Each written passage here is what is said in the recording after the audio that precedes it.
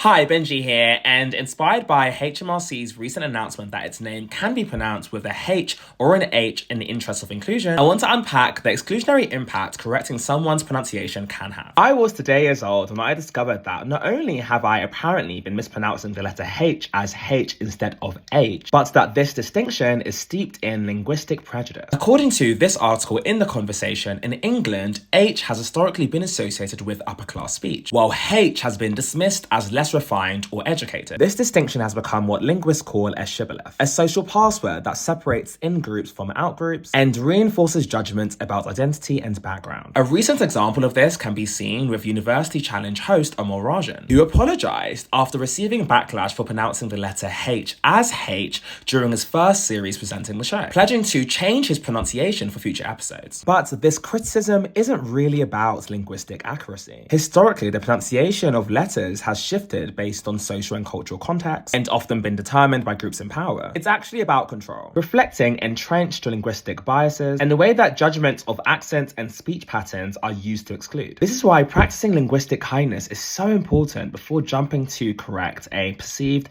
mispronunciation. For example, consistently mispronouncing someone's name or a term of cultural significance is a microaggression, as such words are deeply tied to identity and humanity. However, variation in how people pronounce everyday words or letters, due to their accent, for example, or linguistic background, reflects the natural diversity of language and shouldn't be policed. Correcting such variations often isn't about improving understanding, but about enforcing arbitrary standards. Clarity in communication is important and something we should support each other in maximizing, but the goal should be comprehension, i.e. ensuring we understand one another, not conformity to a rigid standard of speech. It's crucial to recognize this difference to create spaces where everyone feels respected and free to express themselves while also challenging oppressive social hierarchies. Hope that helps. Bye.